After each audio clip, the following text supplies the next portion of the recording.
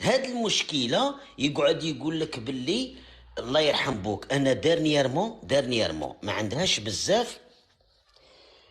وزير الصناعه الجزائري كان عنده حوار مع الصحافه. ايوه. صدق او لا تصدق، صدق او لا تصدق، وزير الصناعه الجزائري، تعرف واش هو وزير الصناعه؟ ايوه. كان عنده لقاء صحفي مع الصحافة. الصحفية قاعدة تسأل فيه زعما وين وصلت الصناعة، وين وصلت الوزارة تاعك، وش درنا مع هذيك القضية تاع فيات وتصنيع السيارات وإكسيتيرا. الجواب تاعه: المجد والخلود لشهدائنا الأبرار، وتحيا الجزائر، وتحيا الجزائر. الجزائر كبيرة عليهم، الجزائر كبيرة عليهم، الله يرحم الشهداء.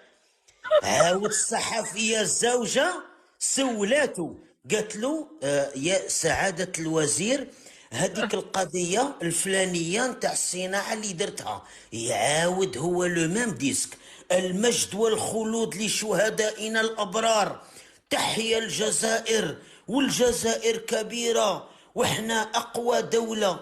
يا سيدي خلينا من هاد الشعارات الرنانة. يعني قد صح. محافظين، شكلهم حافظين، الوزراء حافظين نفس الاسطوانه. صحفية جزائرية راها تسأل فيك على الوزارة نتاعك، راها تسأل فيك يا سعادة الوزير، راك تخلص 120 مليون في الشهر، وراه عندك لوجمون فونكسيون، راه عندك سيارة تاع الدولة، راه عندك منزل دولي، راه عندك كل الصلاحيات.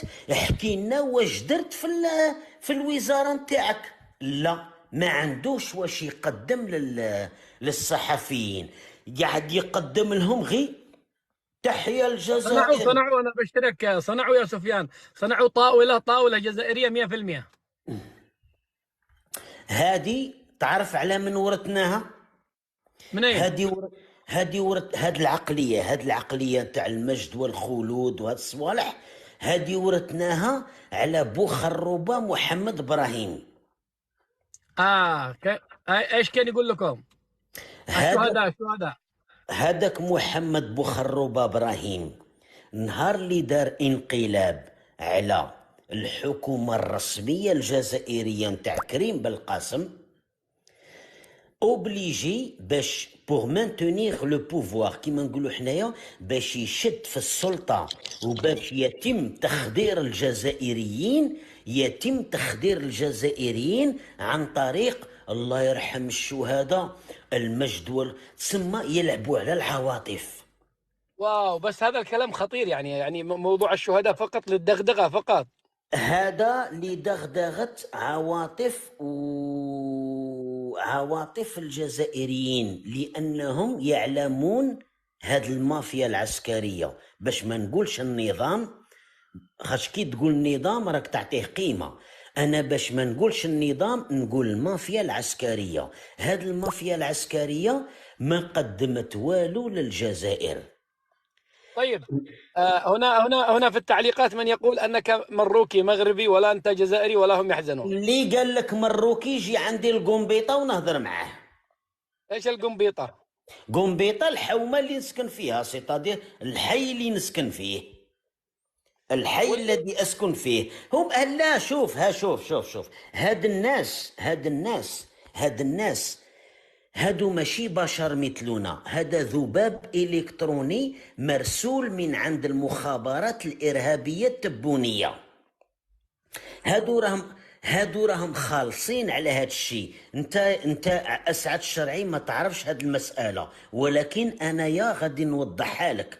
والجزائري اللي ما عجبوش الحال يضرب راسه مع حيط. انا غادي نوضح لك هاد المساله.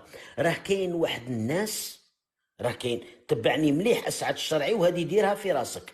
راه كاين واحد الناس تابعين للمخابرات الإرهابية الجزائرية، خالصين غير هاد الشيء. وين ما يشوفوا لايف مغربي ولا لايف تاع أسعد الشرعي ولا لايف تاع أمير ديزاد ولا لايف تاع العربي زيتوت، يدخلوا ويقعدوا يديروا اي حاجه لتفكيك هذاك اللايف. طيب هم الآن هؤلاء الذباب أو الجزائري التبونيون يتهمونك بالخيانة، أنك الآن تتكلم على بلدك يعني، وما يصير، ما يصلح. لا، انا نبغي بلادي ونبغي الشعب الجزائري.